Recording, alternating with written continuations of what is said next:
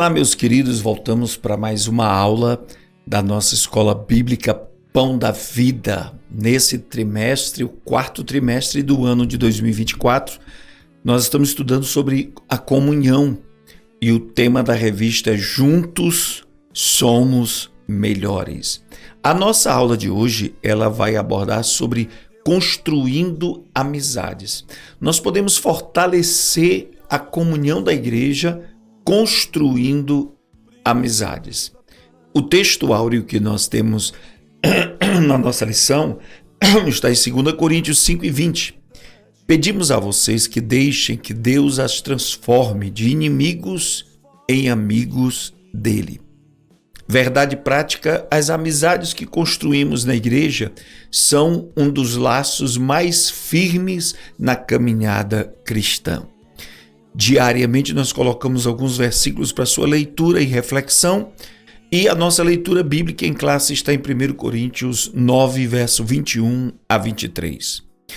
Para os que estão sem lei, como se estivesse sem lei, não estando sem lei para com Deus, mas debaixo da lei de Cristo, para ganhar os que estão sem lei. Fiz-me como fraco para os fracos, para ganhar os fracos. Fiz-me de tudo para todos, para por todos os meios chegar a salvar alguns.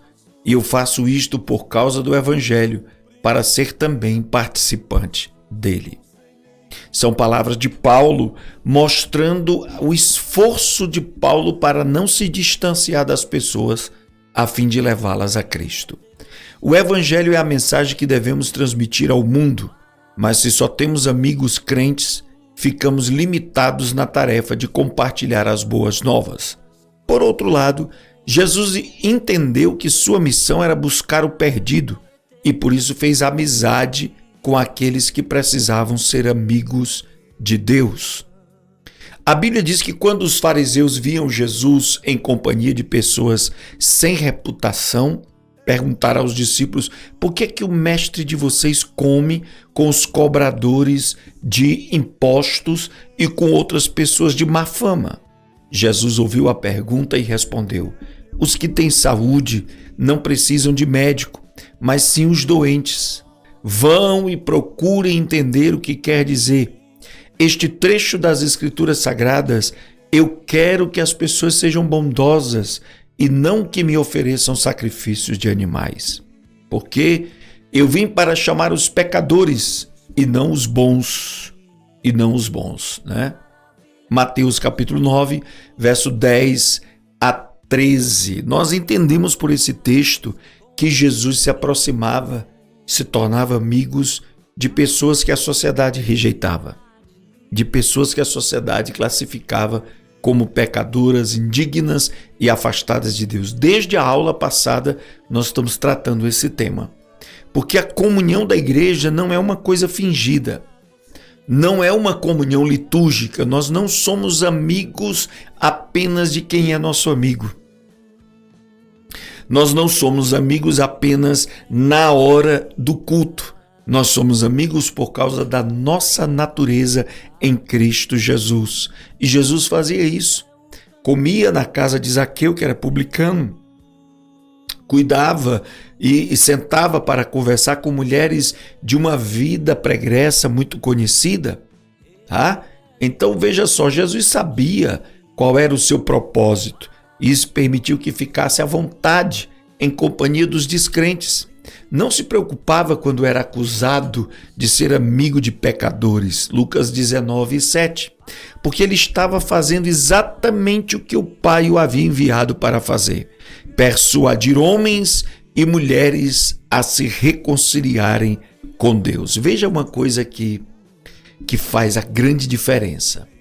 Você se torna amigo não para ser influenciado, mas para influenciar. Você se torna amigo não para participar dos banquetes do pecado que eles praticam, mas para salvá-los, para evangelizar. Nós precisamos ter esse cuidado. Eu sei de crentes imaturos, crentes que ainda não estavam libertos. O pastor disse que nós temos que ser amigos dos descrentes. Aí ele vai para o bar e lá cede à tentação e se desvia. volta a ser um ébrio embriagado como antes. Não pode ser assim. Jesus se tornava amigos dos descrentes para levá-los à graça, ao reino e à salvação. O isolamento dos cristãos. Da mesma forma, Jesus quer que sejamos seus representantes, falando por ele aos que ainda estão fora de sua família. Mesmo assim, muitos crentes ficam tão isolados e desconectados dos descrentes que raramente têm uma conversa significativa com um deles. Quanto mais tempo temos de vida cristã, mais isolados ficamos dos descrentes. E quanto mais ficamos isolados deles, mais incomodados nos sentimos em sua companhia. Ponto. Não temos mais amizade com exatamente quem Jesus quer que alcancemos. Jesus entende que nosso testemunho aos não cristãos começa com amizade. Conquistamos o direito de compartilhar o evangelho através do relacionamento. A questão é, pessoas não se importam com o quanto você sabe, até que saibam o quanto você se importa com a vida deles. Os descrentes, como muitos de nós, estão buscando amizades profundas, verdadeiras e incentivadoras. Por isso, meus amados, que as seitas falsas levam vantagem sobre as igrejas evangélicas. Porque as seitas falsas procuram se aproximar, procuram se tornar amigos, procuram se importar, procuram ajudar as pessoas. Eu sei de igrejas, de religiões falsas, com doutrinas erradas, mas que vão lá, levam presente, lembram do aniversário, visitam no hospital, telefonam para saber como está. A Bíblia nos diz, os filhos das trevas são mais prudentes que o da luz. Os crentes, o protagonismo da santidade, se afastam, se isolam dos seus antigos amigos, relegando-os, entregando-os às seitas falsas ou ao destino do pecado. Não pode ser assim. Não pode ser assim. Veja só, a estratégia paulina, o ponto comum. O apóstolo Paulo disse que devemos tentar achar um ponto em comum com os descrentes para que assim possamos falar de Cristo. Faço isso para levar o evangelho a eles e também pela bênção que eu próprio recebo quando os vejo ir a Cristo. Buscar um terreno comum expressa uma atitude de amizade, onde nos concentramos no que é positivo, ao invés de negativo, naqueles que estão afastados da fé. Quando Jesus começou a falar com a mulher perto do poço, procurou um ponto em comum, ao invés de condená-la. Como resultado, ela não apenas reconciliou-se com Deus, como também levou os seus amigos e familiares à presença de Jesus. Vemos nesse acontecimento um exemplo de que nossa amizade com os não cristãos requer que entendamos as diferenças entre amá-los e amar e o que eles fazem. Veja só, achar o ponto em comum. O apóstolo Paulo se aproximava dos seus conterrâneos, dos seus amigos, tentando achar alguma coisa que ele pudesse aproximar-se deles para colocar o evangelho, né? Foi assim o caso de Jesus com a mulher samaritana no poço de Jacó. Ela foi buscar água, Jesus pediu água. Ele estabelece um ponto em comum, uma ponte para chegar até a pessoa e compartilhar o evangelho. De repente, você pode utilizar a política, você pode utilizar o futebol, você pode utilizar um filme que está em cartaz para ser esse ponto de contato e poder falar de Jesus e poder estabelecer ali uma amizade que pode ser promissora para o reino de Deus, né? A construção de amizades, ela requer primeiro cortesia.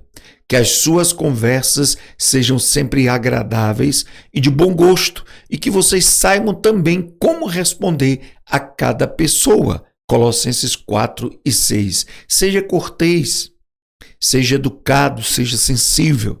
Não é porque a pessoa não é crente que você já vai dizendo o sangue de Jesus tem poder. Nós não podemos estar conversando, você é judeu, eu sou samaritano. Não pode ser assim. Você tem que ser cortês. Bom dia, tudo bom? Como é que está o senhor? Como é que está no trabalho? Está tudo bem? Deus abençoe grandemente sua vida. Você pode ser cortês e abrir ali caminhos para que você possa construir uma amizade que possa gerar um novo discípulo. Para construir amizade é preciso frequência. Você precisa passar tempo com os não cristãos a fim de fazer amizade com eles, né? Você pode estabelecer uma amizade com o seu mecânico, com o seu médico, né? Você pode estabelecer uma amizade com o dono da loja onde você faz compras, né? Com o seu atendente, com alguma pessoa você vai construindo uma frequência de ir lá saber como é que você está, tudo bem? Posso lhe ajudar de alguma forma? Frequência, estar em contato com essa pessoa para ela saber que pode contar com você. E, acima de tudo, para a constituição de amizade, é preciso haver autenticidade. Que o amor de vocês não seja fingido. Odeiem o mal e siga o que é bom. Ou seja, na construção da amizade, você não vai fazer só um papel, interpretar um papel, você realmente tem que se importar com aquela pessoa. Procurar entender que ela é preciosa para Deus e a partir de agora passa a ser preciosa para mim. E você vai estabelecer ali um relacionamento e esse relacionamento vai levar a pessoa a Cristo Jesus, né? Eu já disse aqui, existem seitas, existem religiões falsas que leva um bolo, leva um presente para o seu vizinho e ali vai estabelecendo um relacionamento e convida para a igreja e de repente a pessoa vai porque ela vê você tão generoso, tão autêntico com ela, se importa com a sua família, né? De repente um filho está doente, a esposa está doente, você vai lá, procura saber, né, o que você pode ajudar, está precisando de alguma coisa, posso lhe ajudar? Isso feito de maneira autêntica, sincera, gera amizades que ganha pessoas para Cristo Jesus. Juntos somos melhores em Cristo Jesus nosso Senhor. Deus abençoe e até a nossa próxima aula, em nome do Senhor Jesus.